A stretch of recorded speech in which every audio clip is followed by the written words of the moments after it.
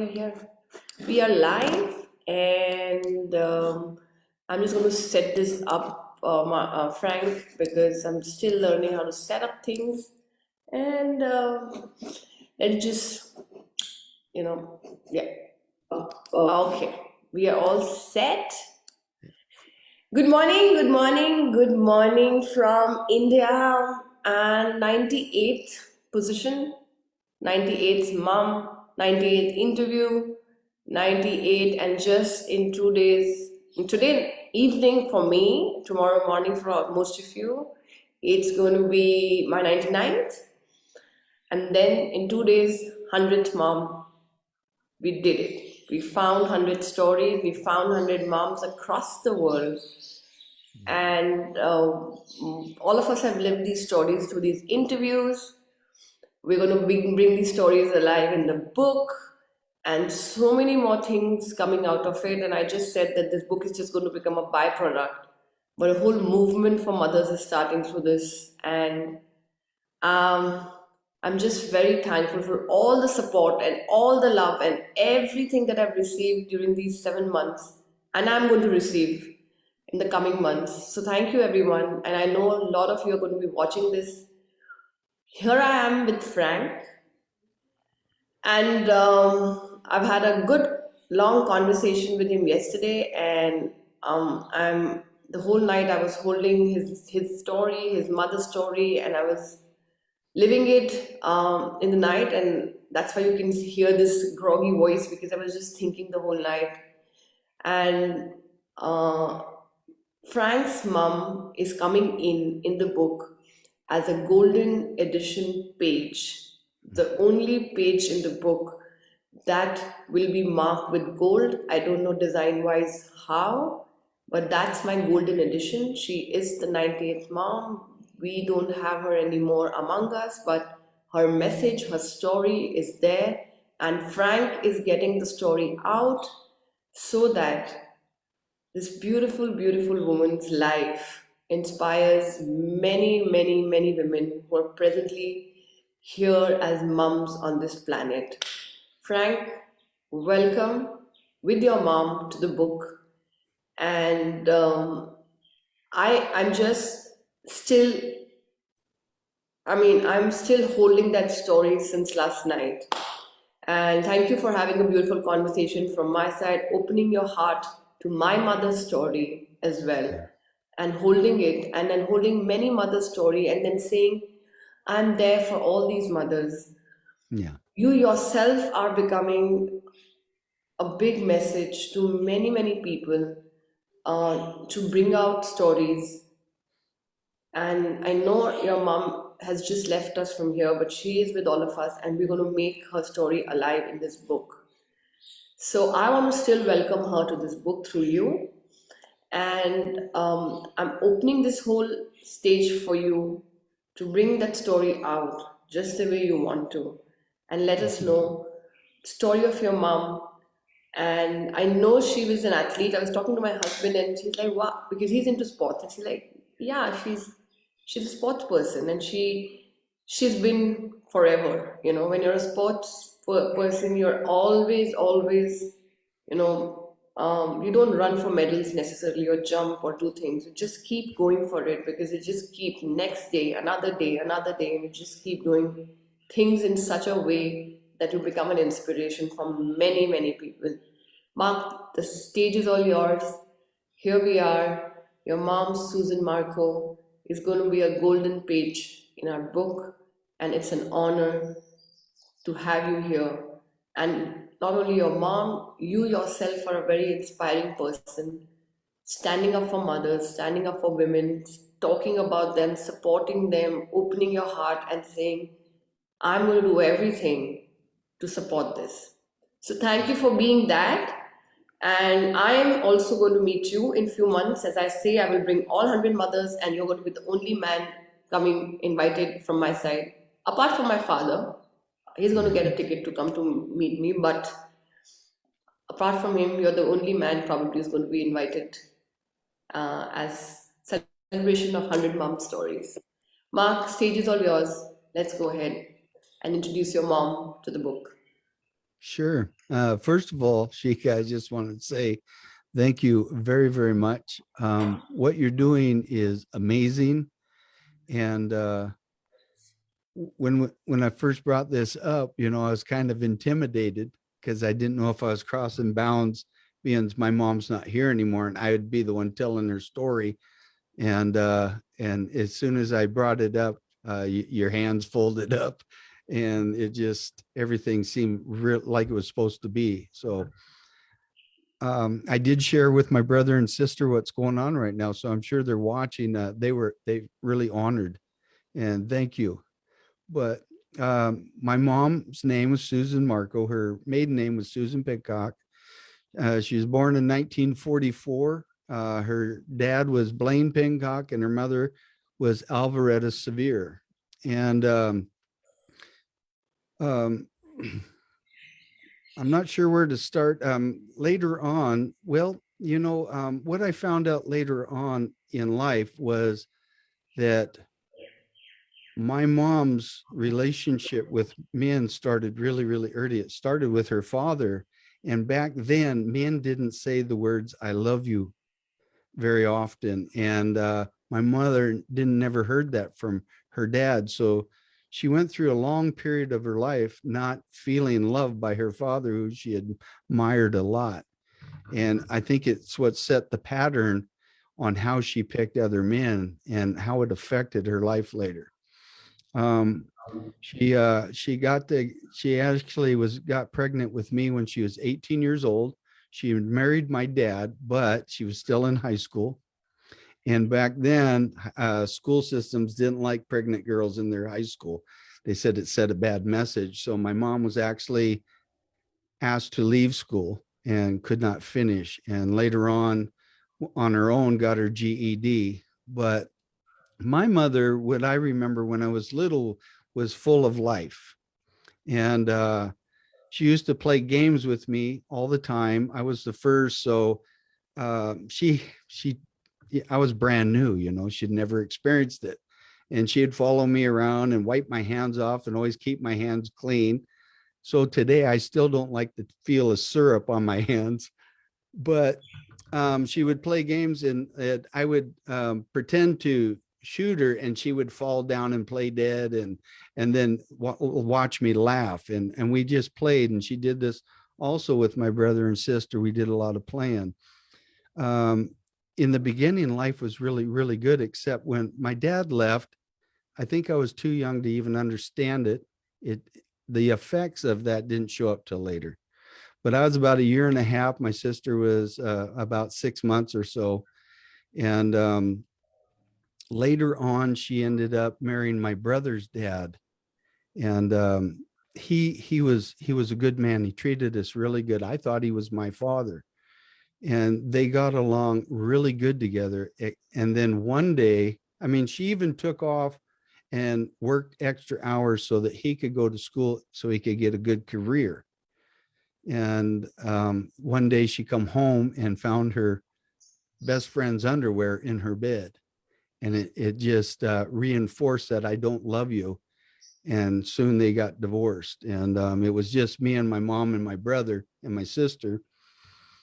And then about a year or two went from there.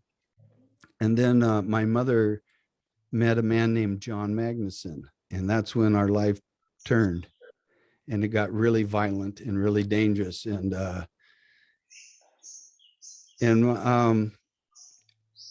there was a lot of beatings. He suffered from PTSD from the Vietnam War. He had 4 Purple Hearts, and he drank a lot.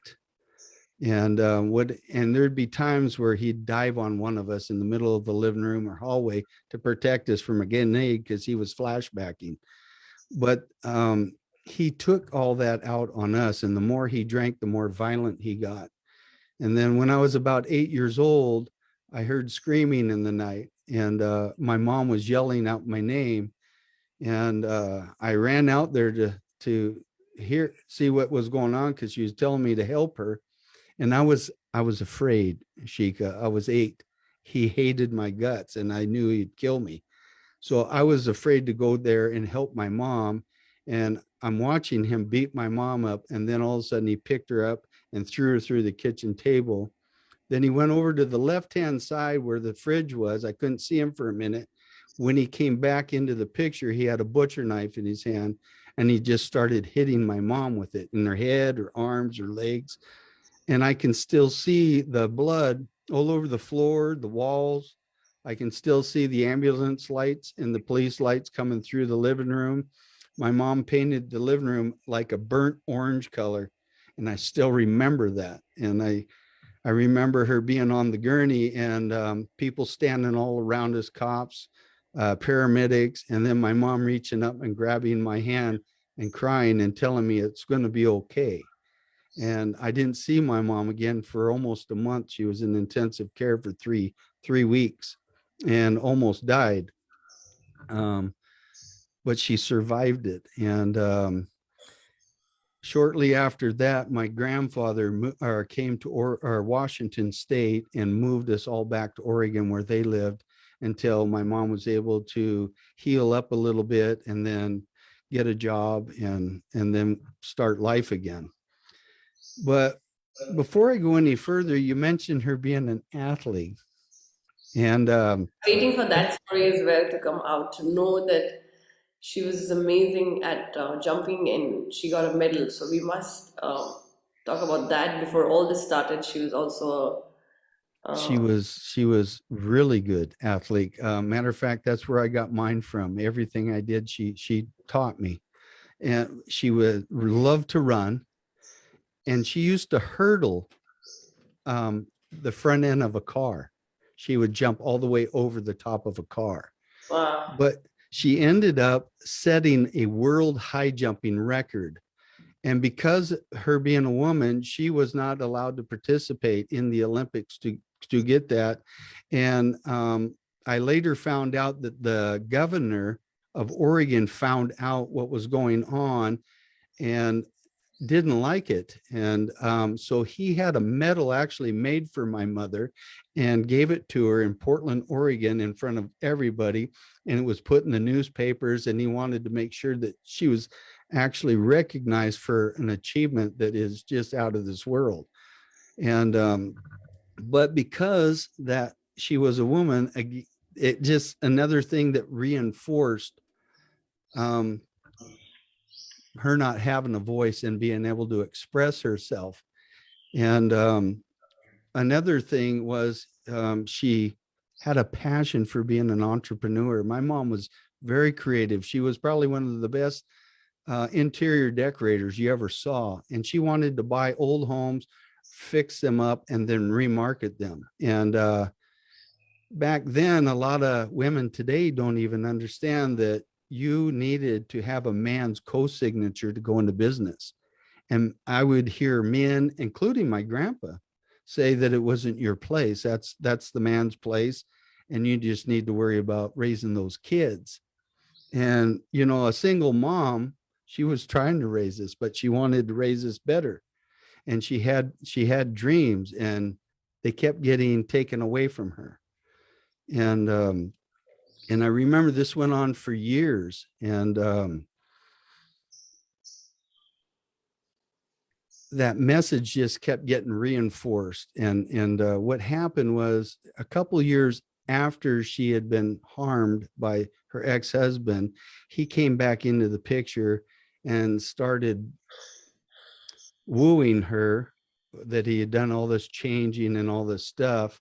And because life was so hard, she thought she needed to get back with him so that she could better provide for us. And for a while, it was okay. And then the lies started again, the drinking started again. And it got so bad that, because he included my mom in it, her pain from the rejection that she had, and also probably from the pressure she had from him, she turned to drinking also. She also ended up, because of the pain of the hospital, I forgot to tell you earlier, got hooked on pain medication. And she used that to escape. And then one one day, for no reason, we lived in a 2-story house. I started to walk downstairs, and John placed a foot in the middle of my back and kicked me to the very bottom of the stairways, which ended up hurting me really bad. And for my mother, she was so angry, um, more so than she was ever for herself. When this happened to one of her children, she had had enough. And she was so angry, she kept slipping and falling, trying to run to the car because she was, her body was so overflowed with adrenaline. And she went to my grandma and grandpa's to get her gun. And my grandpa caught her and kept yelling at her, "What's going on? What's going on?" And she told him, and he went back there with her. And my grandpa was a big man. And when he showed up, John said, "Hi, Bob, how's it going?" And I remember my grandpa looked at him and said, you know why I'm here?" And he said, "Yes, sir, I think I do." He said, "Then I don't need to say another word. You got 5 minutes to get your shit, excuse my mouth, and get out of here." And my grandpa never cussed. And we never saw him again after that. Never. And later on, and I hate to keep it negative, but the pattern later on, I don't, it was a, she got involved with another man who I still called my dad up until the day he passed away a little over a year ago. They ended up staying best friends, but he liked women, and it just doesn't work in a relationship. But it reinforced my mother that she wasn't lovable. And I told you, around that same time, my mom had another opportunity to do really good. And she was, because of her athletic ability, she was a really good bowler. And she won the opportunity to bowl in a big tournament. And if she had wins the tournament, she would get the bowl as a professional and go on a tour. And her boss and everybody talked her into doing it because they said, we know you can win. I was there when it happened, and not only did she win, but she won by high margins, up in the higher 200 level of the bowling. But all the people that talked her into it didn't back her up when it came to sponsorship, and she needed to have money to go. So one more time, she was not allowed to do it. And the drinking just, it kept getting worse. And I noticed a shift in my mom. I later on, when I got sober and I started self-development, I started to understand human behavior. And when I look back at our life, I noticed a shift in my mother where she stopped dreaming because she came to a point in her life where she gave up and realized, because I'm a woman, this isn't going to happen. And she shifted all her energy to us kids. And I remember she took us on a camping trip to start things over. And me and my brother was still really young. And my sister, we went on this camping trip, just us three and my mom. And we took fishing poles, and we spent some really time, but my mom started getting grumpy because she was addicted to pain medication and she wasn't taking them because she was trying to stop. And she got really grumpy at us, and we didn't understand. And my little brother, not knowing what was going on, he just looked at her and said, "Mom, could you take one of them pills that make you happy?" And when we all laughed about it, but it hit my mom in a way where she realized that this isn't okay anymore. And she forced herself into detox. She went and spent time with my grandmother and forced herself into detox, and then eventually got into AA, a 12-step program. It later on, because of the anger that I was going through and how I was acting out, and I got involved in the drugs and alcohol to escape reality, she later on got me involved in Alcoholics Anonymous, and we ended up getting sober together and growing up together. And my mother ended up spending, you know, some really good years there. And then she finally found a job that was the highest paid job she ever had. And it was for a titanium plant, and she was a grinder. And it was on they called them salad bowls. They went on the back of a fighter jet where all the flames come out.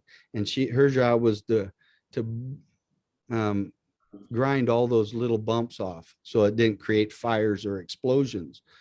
And it paid her $15 an hour. And back then that was a lot of money, especially for a woman. And I hate saying especially for a woman. We should never have had to say that, you Yeah. know, and we're getting a little bit better about not saying that, but it was really bad then. Matter of fact, it was legal, Sheikah, for a man back then to beat his wife. They just turned their head. You told me But that when that incident happened and she was taken to the hospital and cops came and um, I mean he was just released. Nothing actually happened to him. Also because he was the ex-army officer, I think, and he was an ex and like you told me, it was okay for beating, like it was okay. And also that you mentioned, and why I'm saying this is because honestly, I mean, I don't know where I'm going with all these stories and where is it heading. I'm getting very, very intense stories every day. yeah, And when you told me that you first ran, when you heard her voice calling you, you ran to your friend and called your friend's dad and said that I need help. And you were all of 8 years old. And he said, I don't want to get involved. He yeah, said, when she was being, a butcher knife is being used on her, you were screaming for help.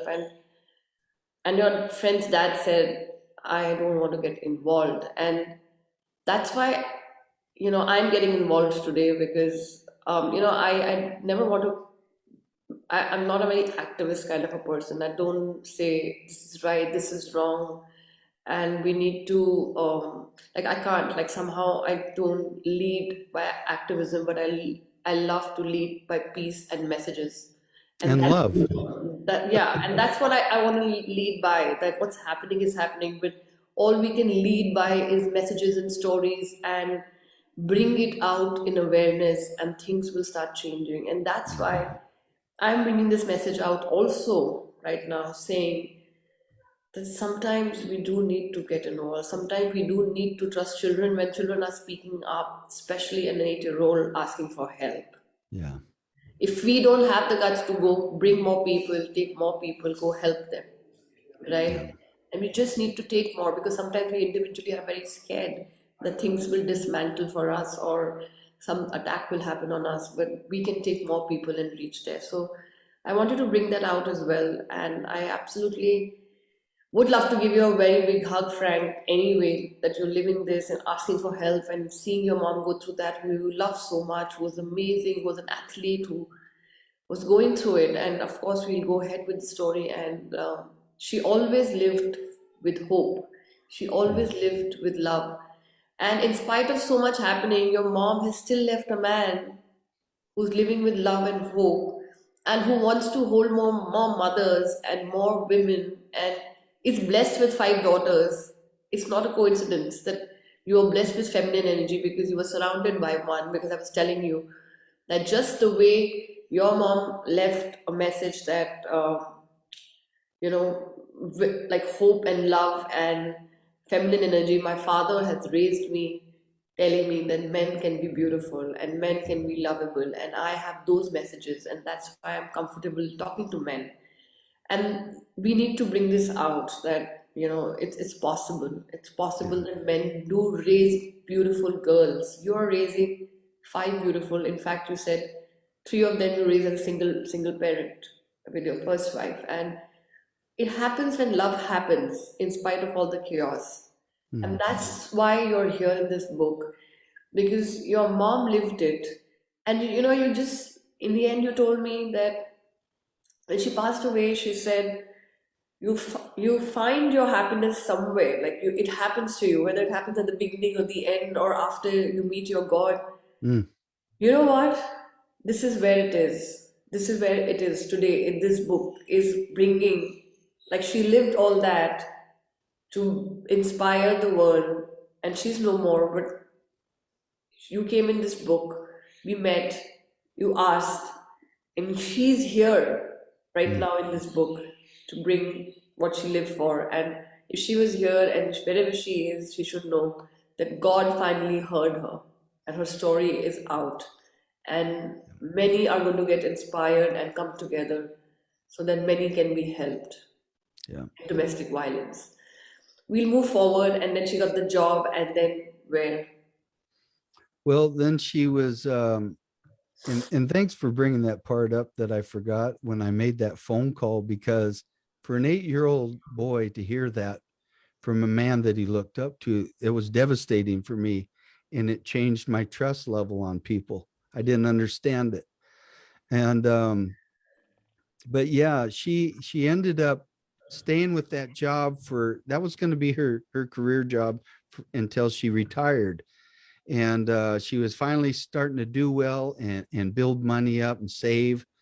And then about a year, 2 years went had gone by, and she was on her way to work. It was early in the morning, about 4:30, 5 o'clock.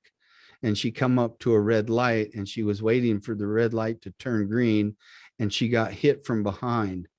And the guy backed up really quick and then came up beside her and looked at her and then took off. And they never caught him. And she ended up with a bleeder in her brain from this accident. She hit the steering wheel so hard that it caused an aneurysm on her heart, and ended up having to have a triple bypass because of that. And later on, the damage that had been done later on caused 2 more triple bypasses. And I remember on the third one, she told the doctor, if I die on that table, you sign right here, you will not bring me back, because I'm not doing this again. I'm tired. I want to go home.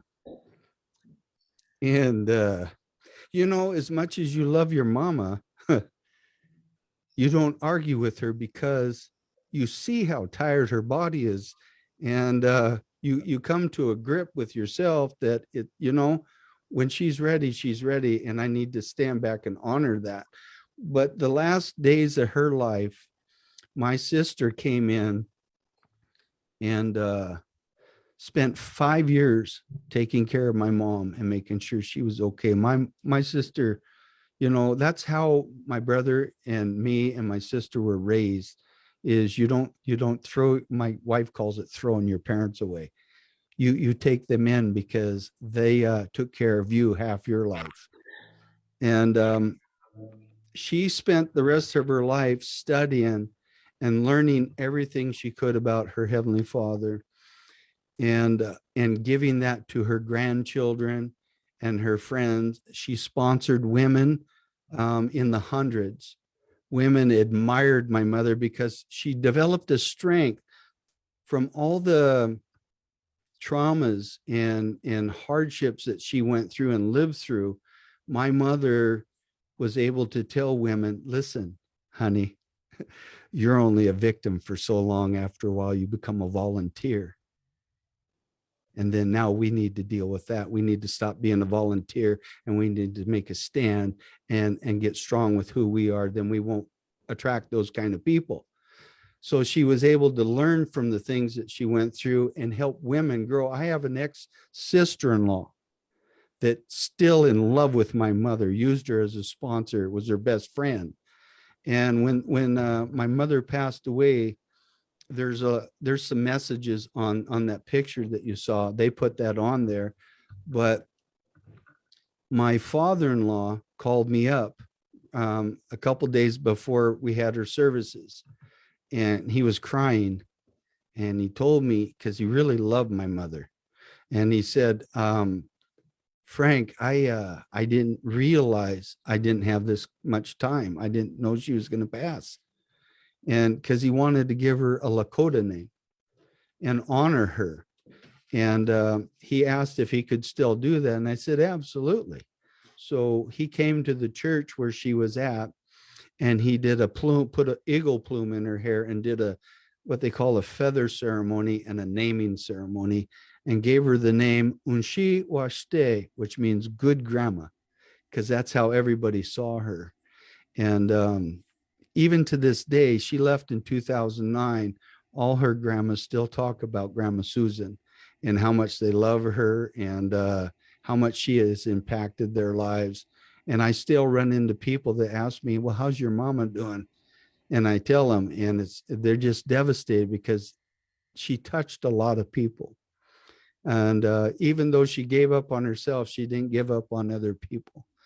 And I remember her telling me what you said earlier was, and it helps me today because sometimes we get in ruts, and we just get stuck on a story.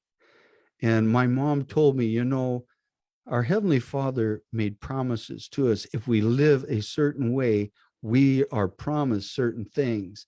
And I'm going to tell you what I've learned is not, they don't always come when you think they're going to come. Some of us may not see those promises until we leave here and go back to Him, but we will get those promises. And so she was the toughest person I ever met.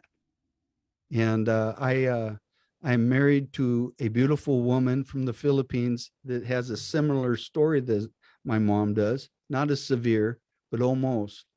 And I have 5 beautiful daughters. And women, if you're listening, please. Yeah, lots of them. That's why I was looking at the comments coming up. Lots of them are listening. So Okay, women, you need to listen to me. You have a powerful message, and it needs to be out there. And if you're scared, that's okay. And that's what Sheik is doing right now. It's time. Women's message needs to come out. And I'm a firm believer that you guys have been personally anointed by God to be the life givers and the caretakers and the nurturers. You are actually the ones I feel are going to be the ones that do the healing of Mother Earth and all this stuff that's going on around the world right now. We need your energy. Your energy is powerful, and never think that your story is not important, because it is, and it needs to be heard. So, and that's why I'm doing what I'm doing, is because my mom didn't have a voice until today. Shika, until today. God bless you, because you gave my mom her voice after all these years. And I know my brother and sister are feeling really good. So, yeah. And there's a reason why we go through some of the things that we do. Because, and this is something I also learned, everything I am is because of that woman. I know that the challenges I went through, I take those and I put them in this private library behind me. I don't run from my past. I storage that information and I use it to help people get out of their mess. And that's what my mother taught me to do. She said, we're here for a reason. God brought us here to scale, but we have to do it together. We can't do it by ourselves. We all fit one piece of that puzzle that God has for us. And you guys are special. He created you perfectly, and never allow anybody to tell you different. And I'm going to tell all the men, women were never meant to walk in front of the husband or behind the husband. She came from the rib, which means the side. And there's a symbol there that says she's your equal and she's your partner, and you should love her with every fiber of your body. So, yeah, I love my wife. I love my girls, and I love my sons. And my sons are really respectful towards women. So I teach these principles to them because of my mother. And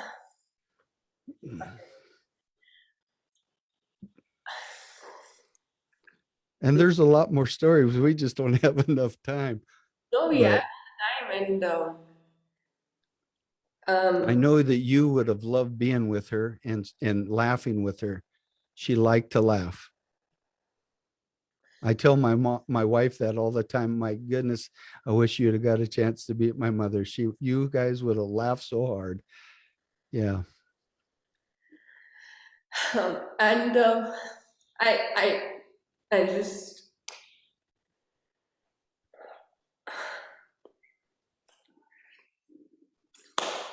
I, you know, this is when I started this project, I didn't know where I was stepping in, Frank. And one day it will give voice to so many women's story. Mm. And so much is going to happen from here, Frank. So much is going to happen. This silently sitting and suffering for so many mothers.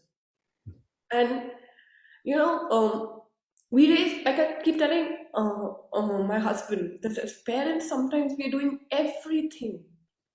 We're making sure that our daughters, our sons are doing, they're safe and we are raising them, just like probably your mom was raised.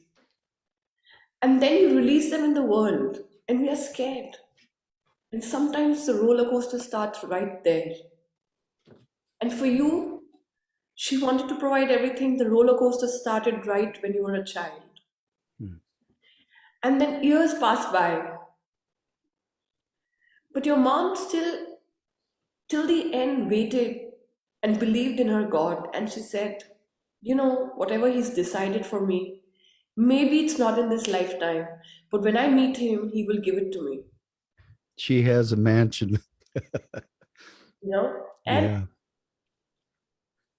and for me, my biggest achievement for this project is when you said that she did not have a voice until today. And that's why it took me exactly 5 seconds to say yes to you. I didn't even know the story. But I knew when a son raises his hand in the middle of something and a son says that I want to bring my mom's story, you already know what that mom has done. That a son is raising his hand and saying, can my mom be in it? I didn't need to know the story. I just knew this. We just had the conversation about the story yesterday. I didn't need to know the story. I didn't need to know it's a criteria, it's a fit. What happens? Who's it? Why should Frank come in it? Why should we honor a mother? I rather honor a mother who can help me in this project. There's nothing, because this is what this book is about, and this is what I've been saying. And then finally, a man has come in and understood it, and now you had to be the 98th or the 99th. You had to come right at the end. You had to come right at the end to tell people that we support you. You had to come here to tell people to raise children like you in adversities, Yeah. and I'm absolutely grateful that the universe had aligned for you to come in, right? Yeah. And she has left this message with you. She lived that story. Domestic violence must stop. It's everywhere in the world. It must stop in every way, to a child, to a mom. It must stop. It's been Mm. years. It's been too long. You're talking about a lot of years behind. Still, there are parts of this world, and it's a world book. There's still parts of the world where still it's happening. Mm. Women are still not getting, and I am very blessed. I have had a beautiful life with a father who's made me who I am today. But that doesn't mean it doesn't happen. I Yeah. mean that it's not happening. And today Happens way too much. it's still happening.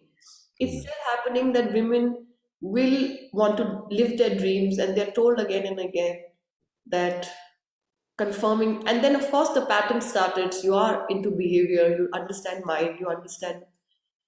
And then we get into this whole pattern and we just make the same choices all the time. So this, Mm. this message needs to be out, that don't get stuck into a story and keep attracting it and get up and say it's enough when it is enough the very first time. It doesn't have to be enough after 100th time and say it's enough and I'm tired. It doesn't have to reach there. It has Right. to be enough the very first time and say it's enough because you're stronger. You have the strength at that time. You're still not scarred. You're still not, going through all this. So enough means enough at the very first time, right? And that's the message we're getting in.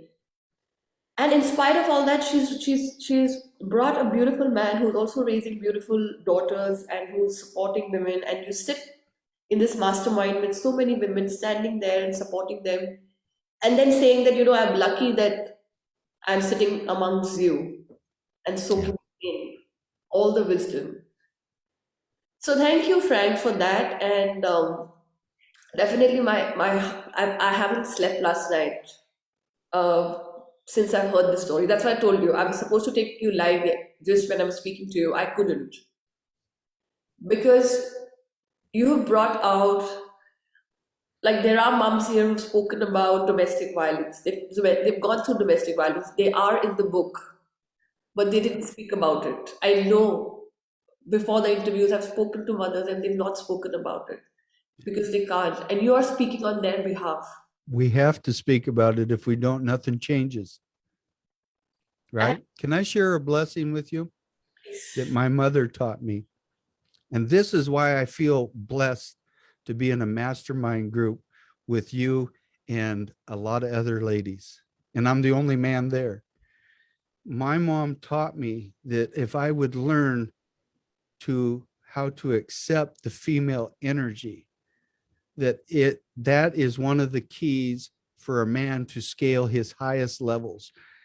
God designed us a certain way. And when you come into my picture, it's to complete me, it's to take me to the highest level. And I can't get there without you. Okay. And you can't get there without me. And that's what I was taught. And when a man and woman learn to accept that with each other, they're the most powerful force that's out there. And that's what we need to learn. And once we learn to accept that and embrace it, it's not scary anymore. It's exciting, and it opens a whole new world of possibilities. And you have a partner to share it with. And I tell people in marriages, like men, you only have one job in a relationship, buddy, and that's to love your wife. You love her through the good, the bad, and the ugly. Your job's not to change her, to criticize her, or anything. That's her job. Your job is just to love her. Now that you know that, you need to know one more thing. Love is an action word. You just can't mouth it. You have to live it, and you have to show her. And if you focus on that, life is good.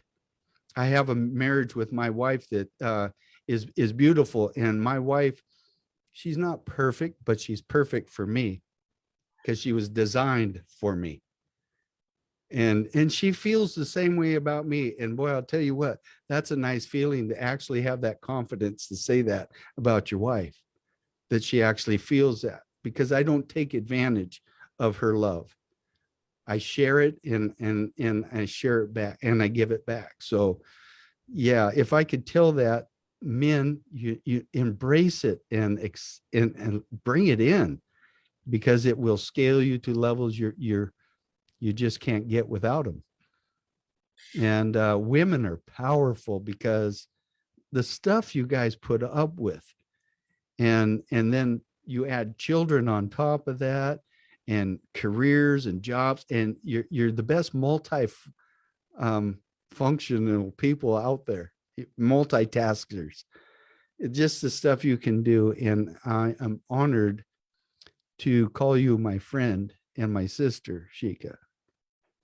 I don't have words to tell you how much I appreciate what you're doing. It's been a lot of years, and I'd never thought it was ever going to happen.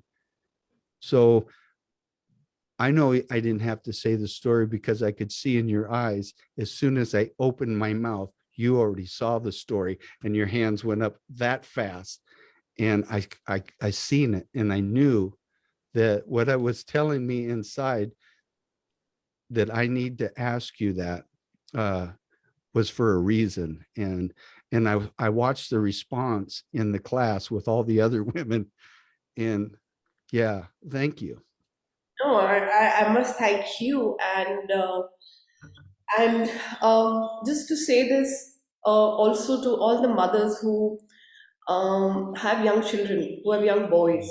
Frank is a perfect example that I always say the ripple effect comes down from your mother. Like, and you mess with the mother, but you don't mess with her children. Period. Amen. Like you mess, Ever. okay, don't mess with her children, and that's what happened. Your mother has protected you with you only remember parts of what she, like, whatever effect has happened to this thing, but what she has done in nurturing you to be able to bring you here, in spite of the fact you had your first marriage not working out, you had three single girls you raised, you're still raising that relationship with love. Now you're with two more daughters and son, and then you are still raising all of them with this, and your son respecting women. I always say that, like, when I started this project, I was talking to a mom, and she had told me that, Shikha, I have girls, I should not talk so negative about myself all the time. They will pick it up and they will carry it forward. And I told her at that time, and this project had not even started, and I said, you know what, I have boys. And my boys must know today, when they are 8 or 7 and 2, that they need to know that when their wives or their sisters or their friends will become mothers, all they need to do is give them a tight hug, hold them very tight, and say, I'm with you, we'll do this together and we'll get through. It doesn't matter it's your wife, or even if it's your sister, even if it's your friend, because very few men will do that. Very few men will hold you tight and say, this is tough, what you're going to go through might be something that I don't understand, but I'm holding you and I'm giving you a hug. And my son is in this project. My older one is absolutely involved. And recently I was just sharing this, and he said to me, and I said, you're my dream come true. And he said, no, I thought your dream was 100 mothers, and it's coming true on 3rd of February when it's your birthday. And I was telling, I told my husband that he is aligned himself with my dream. Period. It's not him anymore. For him, when it comes to this, it's not that, why am I not your dream? Why? Nah, my mother's dream is these 100 moms coming together. And he's lived these stories, and I get him, and he has heard some of them by just sitting right next to me. It Mm. will all go. And that's what happened to you. It starts from the mother. And I Mhm. always say, if mothers are going to be in a landscape sitting low and raising children there, they will never know what heights is. They will have to climb, the kids will follow, they will reach the peak and give their shoulders and say, fly from here. Then the kids will fly and know what heights is, what beauty is. Otherwise, they will keep playing very low, sitting at the ground all the time. And then this chaos starts, because as human beings, we're supposed to be expanding, we're supposed to be flying, we're supposed to do so many things. But if our kids don't see us, and you've seen your mother climb, she was an athlete, right? And Mm. she had that spirit in every way in her life. And again, the message of sports, message of Mm. the fact that when you're physically active and sports is there, it doesn't go away from your life. So, um, You yeah, guys have the most important job in the world, raising God's children. I mean, there's nothing more. Kings and presidents don't have a job that important. You yeah, guys do. And people need to recognize that how important that is, because it's been minimized for hundreds, thousands of years. And it's time to turn that around. And yeah, when you understand God, you understand the importance of a mother. And God, Heavenly Father, loves his daughters oh with yes, a passion. oh yes. And we have men like you and men like my father who, I always talk about my father, and he was like a grandfather of a very big family, because he lost his father, then he raised his brothers, and he was we were all together, and other men in the house would never compliment their wives. Of course, my father's wife was not there, and my father. Every morning when women would dress up or get up, or we would go for a party, whether it's the daughters of the house or his mother or his brother's wives, Mm. he would just be so exaggerated frank. And today when you're saying this, and I realize this, why do I feel so comfortable around men? And I miss him because most men don't do that. And Yeah. he would either whistle or he would just like, I would get dressed when I was in my teenage, and I would just get dressed and I would walk and he would just fall on the ground and say, my God, my heart just skipped a heartbeat and I can't see such a beauty walking in my house. Me, I would sleep and he would just come and tickle my feet and try to wake me up for the morning because he never believed in waking kids up with very loud voices. Get up and Yeah. go. So he would just like tickle my feet, and I would just keep kicking it and saying, "Stop it, Dad! I just don't want to get up right now." And he would just keep tickling. And the minute I would, just to be dramatic and exaggerated at that time, I said, "You're very dramatic." He would just put his hand under my feet and say, "Don't put your feet on the floor; it'll get dirty." Yeah. And at that time, he was just doing all this to make me feel happy and to make me feel very loved and make me feel important. And not only me, every girl of the house. The day he did Mm. compliment any woman in the house, we would just go to him and say, "We are dressed and you didn't compliment us." Even Yeah. his brother's wives will come and say, "What happened? Neither did you whistle, neither did you clap, nothing. We all dressed up. What, we're all looking nice?" Yeah. But you're raised with a man like that as well, and nothing else except shine happens. And I'm meeting another one just like my dad, and I see that in you as well. The love, the shine, the hug that you want to give to women. That's the only way to raise. And my dad's mother, like for my dad's mother, my father was like nobody could mess. Or even when he was back from work, she would go to his room and make sure his bed is properly, because he would say Mm. he's worked very hard his life and his bed should be properly made. And I would be in my college and I was like, come on. He'd like, do it again. She would make me do it 3 or 4 times sometimes to just so that when he's back from work, he would get a good night's sleep. When she was in her 80s, still then she used to do that. Right. So, I would assume because of your dad, you have a very loving husband. oh yes, I do. Because when a man makes his wife the highest investment in his life next to God, you're teaching your daughters messages that this is what she demands in a relationship, and that there's a line here that you don't cross with me. And if so, I'm not going to be here no more. So they demand that respect and that equality. And we need to teach our daughters that they deserve that, your greatness, because you come from greatness. That's your bloodline, that's your heritage, and that's your birthright. And don't you ever think any less of that. Oh And man. I'm not saying that men shouldn't feel this way too. We should all feel this way. But we need to teach this to our daughters, because society has really hurt the family unit and corrupted it. And we need to learn to bring that back, because that's the true key to eternal happiness is family. Oh, We absolutely. need each other to go scale.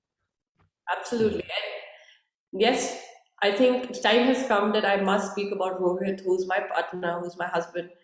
And in this project, he is so invested with me. Mm, yeah. You're right. And you've given me a new perspective today. Yes, I chose a very beautiful man in my life, and he is such Mm, a good heart. And he's just like a companion walking next to me, supporting me, never judged me with all the craziness that I come up with, spontaneity, and coming up with these projects and everything. He just wants me to shine. And today I want to say yeah. this. Today I want to say this because in India there's Taj Mahal.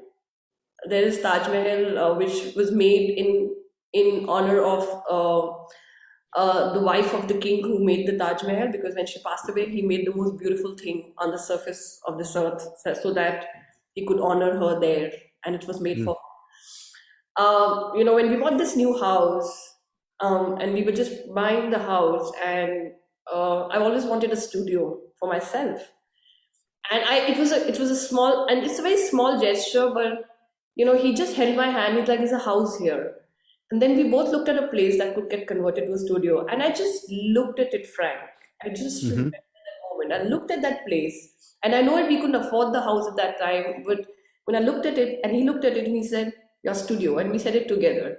And when he said it together, that your studio will be made there, and he has dreamt of that studio in more intensity and manifested it for me than I had. Manifesting. And then he said, because we have a studio space for you, this is the house we're going to buy.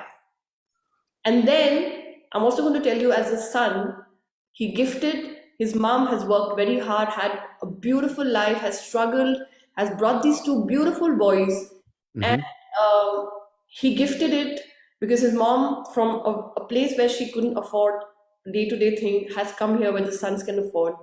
He wanted to gift it, and we gifted this house to her on her birthday, right? It was her birthday. He decided when we said, and I was just talking to him.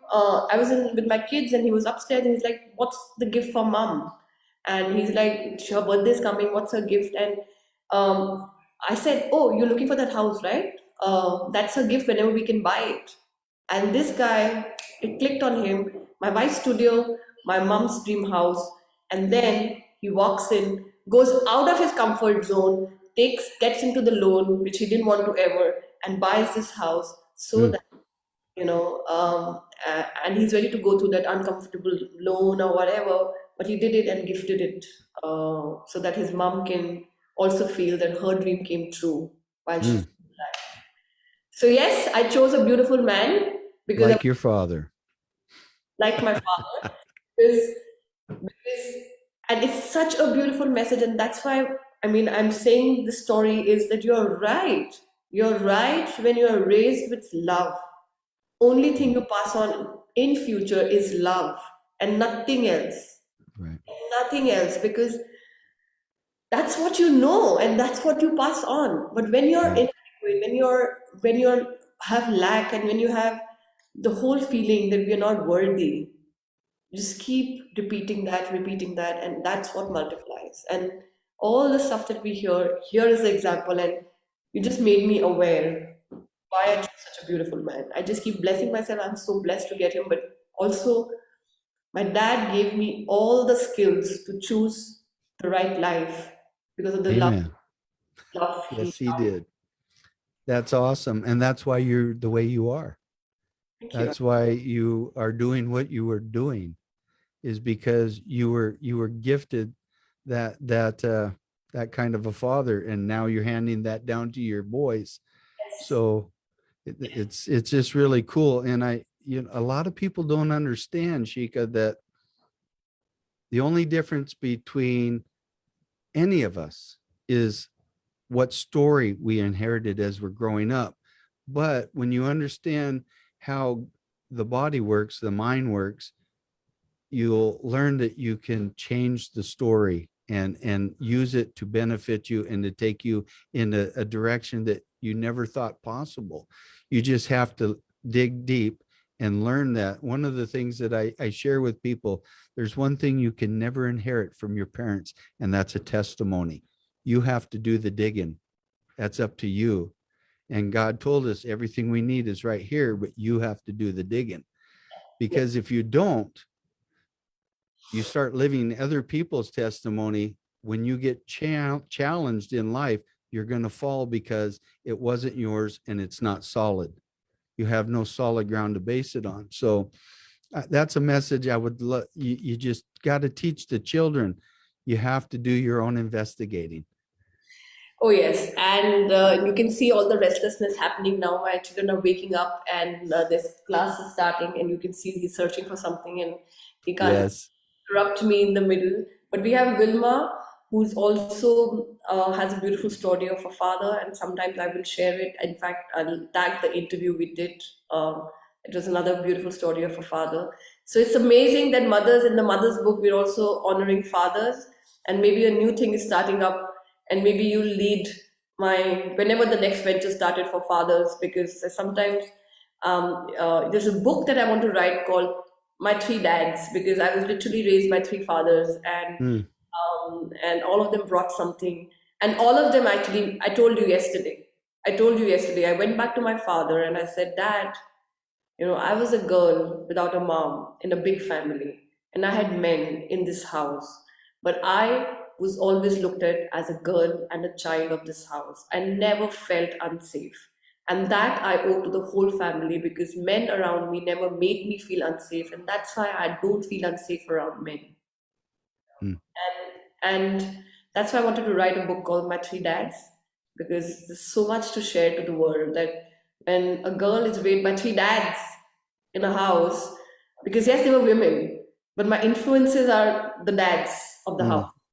My uncle, who's equally a partner, would, and I want to just wrap up the thing, but I would want, because we are honoring fathers and dads, I would cry and lock myself up sometimes because I was going through a lot as a kid, and he had three daughters as well, but he was like a partner to my father since they lost their father to bring this family up, and he was the only man who could make me open the door if I had locked the door and I was crying. If my dad, because my dad was very busy in the initial part of when my mom left, and my uncle was the only one who could, like, I still remember he's saying, "It's me, you can open the door." And I would just open Mhm. the door and I would sit and I would just start crying and he would just hold it, not talk. He doesn't talk too much. He's not given me any life lessons in words, but he's given me a lot of life lessons in love. And he would Right. hold it and he would just, and recently I was talking to him and he just told me, "You were going through a lot." And I said, "No, I was not." I was telling him about the mothers. I said, "You were going through a lot." And I could see it. But all I could do is stand next to him and say, "You're not alone." And Mm. that's what he did. So I've been raised also by men, and after having a story of domestic violence and talking about that, I still, know that there are men like you and my uncles and my dad who are bringing this world in a beautiful way. So through you, we will honor that as well in this book and Mm. bless you all as well, Thank you. because all hope would be lost if these kind of men were not there. If these kinds of men were not there, all this Vilma here, there are a lot of people who have very beautiful stories with their dads as well. So, Frank, thank you so much. And thank you so much for coming in this book, for raising that hand reluctantly in the middle of the crowd and saying, "Can I say something?" And I want to thank the universe or anything that gives me the courage to say yes when a hand is raised within seconds to say yes, because I trust it. I trust if somebody is raising the hand because it takes courage to step up and say, "I really want this to come out," and you had the courage to step up and you're That's okay. because you women in the gave me the courage. Your energy helped me with that. So yeah. Thank you for bringing this out. We love her already. There's going to be more love being showered. Her message will go out. She is letting everybody in the comments. We have a lot of comments, but she is the mother. She's the golden page in our book. She's the only golden addition to our book. I will do something with gold leafing or something with her because my dad's a printer and I know a bit about printing. So the book is getting dedicated to my mom, and then there's another mom, and probably these two mothers would not know what's happening in this book. Like my mother and or my mother might, I don't know, but your mother and my mother, but somewhere they will know that their message is getting across of silent suffering needs to end. Yeah. It needs to we need to express, and the book is 100 self-portrait, 100 dreams of mothers who dared to express. That's the Yeah. tagline. We are going to dare to express not only by words, but visually through self portrait, where nobody will tell us how to take our pictures and tell our story. We will tell our stories with cameras, and that's also a journey. And we will tell the world that this is our story, and we are okay by telling it, and we are going to tell it loud enough in this book so that many mothers get inspired. So thank you, Frank. And before leaving, would you like to say something? We have too many mothers joining in, and nobody's left. My viewers, whoever started, are there till here. So They're thank still watching, huh? they're still watching. They're just still watching. They're still watching because they're all mothers in the Well, book. and they're going to amplify their messages through this book. Well, And I want to let you know, and every woman that's out there watching this Live Your Greatness podcast that I just put out there is for you guys. And anytime you want to get your story out there, you get a hold of me and let me know. I have a group, a private group on Facebook called the Live Your Greatness Group. And if you're serious about your passion or whatever it is, and you want to get your message out or connect with other women, I'm connected with powerful women like Sheikah and Deb and Sharice and LJ and Marilyn and a lot. And that's what this is about, is connecting you guys and creating an environment for success. And what I mean by that is creating a group of people that will help keep you accountable. They will help push you. They'll be your cheering section when you need them. And they will be the ones that help you scale to your highest level. And I want to be a part of that. So, yeah, I'm. you are part of it. Don't want to be. You are here. You're part of it. And yes, we And must. let me know this the day or when you start to launch this book so that I can get out here full blast and help. I, I've already talked to people that want to buy your book. My sister's one of them. I don't know now again that I'm in the end. I don't know where the book is coming out, how the book is coming out. Is it the byproduct? Is it going to come out when all the women are here in India? I don't know. But the book When is you're ready, though, let the, me know. I'm ready. I'm ready anytime. It's already created. This book in physical form needs to come out. And anytime you want to do a podcast with me, you let me know that too. I will, and I bring all these women there to speak up their stories as well to your podcast. I would love to get these 100 moms to come and speak up to your podcast as well. Apart from the podcast that I was talking to, that I'm taking up with all these moms, Yes. them to go on more and more viewership and podcasts and this story. But let me tell everybody, the book is already created. If everybody can't see it, sorry, the physical form is coming. It's like that, the baby is already there in your womb, and you can't see it. You'll see it in 9 months, but the baby is still there. The baby is absolutely there, living. It's a living book with living energy already. So the book is already there, and I want everybody to know. I don't know if you guys can see it. I see it every day. I see I the see it. story. I have been listening to all these 100 interviews, and I see it every day. And I'm like, yeah, this book looks like this. That's the photo. The photos come in, the submissions come in. The book is already there. It just needs to be physically created. It just needs to Yeah. have a physical form, and it just needs to. But before that, many things are going to happen. And I today, like last 5 interviews, I've been announcing a lot of stuff. Ludmilla is here. We're going to do a run for mums. 10,000 kilometers Ludmilla, we're going to complete with 1 month of mums for, showing that we must walk, we must take care of ourselves. And we're going to 100 moms are going to walk, and whatever money we collect or sponsorship or whatever will go to homeless mothers is what's coming up next the minute these 100 moms goes off. Veterans with LJ, we're going to go and support veterans of our country. And for the first time, mothers will come together and say, yeah, you can keep fighting amongst each other as country wise, but we mothers here to give you a healing support because we are all together. And today, with talking about your mom's story, we must stand up for domestic violence and maybe come out with something that peacefully we can get this message out that this must stop. Domestic violence must stop of any kind, to children and to mothers and to anybody, even men, everywhere. Domestic violence. It affects the whole family. Yes, it must stop, and whatever together we can do, Frank, to bring that message out and join the hands with these mothers to tell the message that it must stop. And I don't know Yeah. when will it stop. I don't know whether ever it'll stop, but there's no harm speaking up. There's no You harm. have my service anytime you need it. We're going to do it. We're going to do it. I don't know what exactly will come in, but that's what's the message coming with you, that no more domestic violence, and let's stop it. And I have so much getting created inside of me that I don't want to just keep quiet and say, Shekha, sit down, get this done, and then release a lot of other things.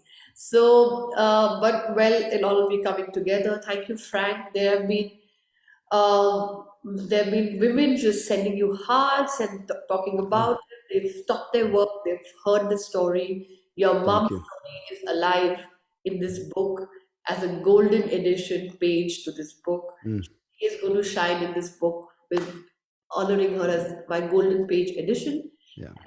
Thank you so much. 99 moms tonight for me, morning for you, and reaching 100 moms, and we did it. Um, Yes. Thank you everyone for being in the comments. I will look at it and try to answer. I'll go to my mom's duty because my kids need breakfast, and I will go back and give them some breakfast. And I shall see you soon, Frank. And All right. everybody, please reach out to Frank's group. I just send it to me your group link. Maybe I'll It's just right here. It's Live Your Greatness group on Facebook. let's go And join. remember that you are greatness because you come from greatness. So let's join Live Your Greatness. Go to his podcast, amplify our messages, release it out, talk about it, and bring her mother's journey alive through him. Because all this work is coming of about mothers is all through his mom. I believe that his mom is still speaking through him because this must be done. Thank you, Frank. I will go off live. Thank you, everyone. All right. And Terry, did it sound like golden pledge? I said golden page. My nose is blocked because I was crying. So it's a golden page, and that's what it meant. She just said golden pledge. Yeah, that golden pledge is also a nice word. So let's move forward and go to 99 mom, and I will see you all in the comments. Please come support the 99th mom as well. She's beautiful as well, like all other moms. Let's do this. All right. Have a nice day. Have a good night, evening, and I'll see you soon. Frank, you stay on, and I will just take this off live. Okay.